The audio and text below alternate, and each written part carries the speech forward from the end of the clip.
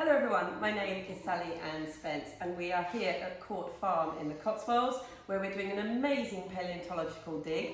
This is day 4 of a 2-week dig and with me now is paleontologist and conservator Nigel Larkin. Nigel, we all know, or should know, what a paleontologist is. What's a conservator? Well, a conservator looks after the specimens. We clean them, we prepare them, we curate them, that kind of thing. If they're broken, we fix them.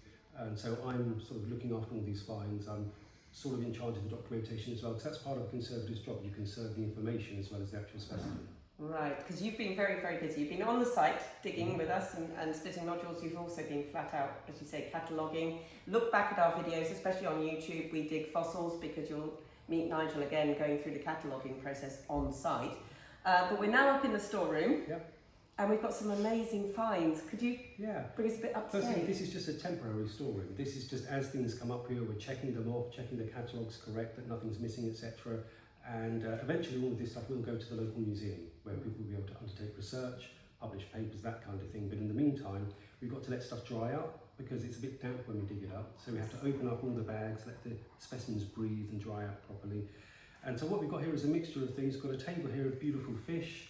Then we've got scatters of fish bones. We've got coprolites, which is basically poo with fish remains in, that kind of stuff. All Jurassic in age, not recent.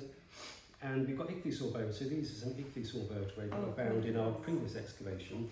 So we have Harry Jones on camera, zooming Harry. Look at that, thanks. So these are, I'll put my finger in for scale, 3 individual vertebrae of an ichthyosaur. So that's a marine reptile that would have been around in the seas at the same time that the dinosaurs were on the land. Would have looked like a dolphin or a whale, but it's a reptile. So that would have been one of our top predators then in this marine landscape. At the very, very top of the food chain. It would have been eating some of these fish, possibly other ichthyosaurs as well. And fish, they always eat other fish, the smaller fish, etc. And so that's an ichthyosaur. We do have, I think we have possibly a marine crocodile vertebrate over there. We have some very nice fish. There's a skull that I think you found here, a little fish skull. Look at this. I'm very proud of this. It's a very diddy little thing. It's basically a tiny little fish skull. You see that little black dot? Well, that big black dot compared to the rest, that's its eyeball. So that shows we've got some soft tissue preservation. So when we do get fish, they're actually very well preserved. Sadly, you only found the skull of this one. I did. But we do have some complete fish as well.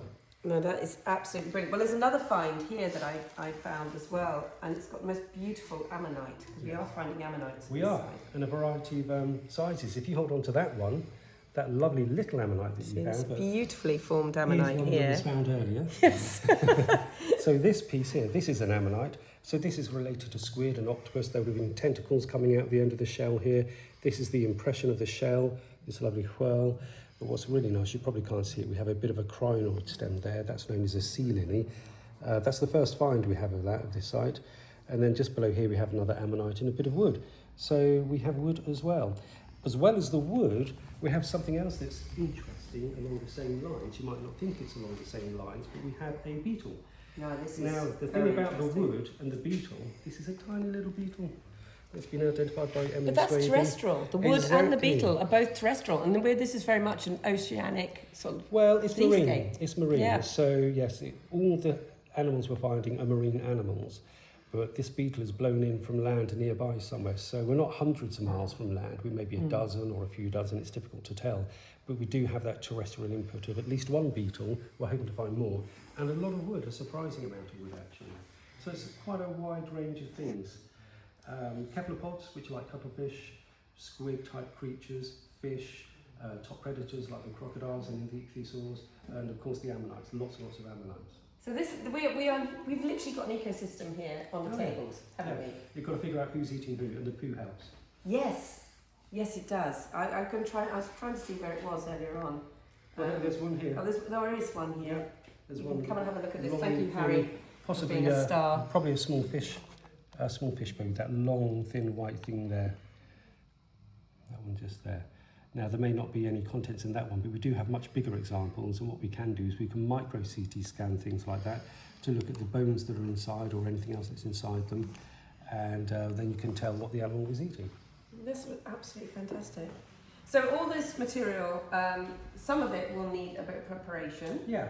Which we might be doing some of that on site. Yeah, so preparation is removing the excess rock away from the specimen. So some of these fish, when you split the nodule, the head might appear, but it might be that there's more body going into the rock still, so you need to remove the rock away from the skeleton to prepare it, as you're preparing it ready for research or for display, so that you can see more of it.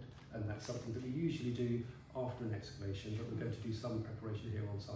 Brilliant. So keep watching these videos because you will get the chance to see some of that preparation going on. And as Nigel says, most of it will be done after the dig on, off site, but we will be doing a little bit. And it's very important that you don't split that rock again if you've got into that situation. Yeah, you can split it too much and end up damaging the specimen. Lose it. And the 3D effect, a lot of these fossils are in 3D, and that's what makes them so special as well, doesn't it? Yeah. As well as the soft tissue preservation. Yes, no, that's a whole other level. Yeah. So this is Lower Jurassic, about 180, 184, 183, 184 million years old. ago. Yeah. Phenomenal time period, absolutely incredible.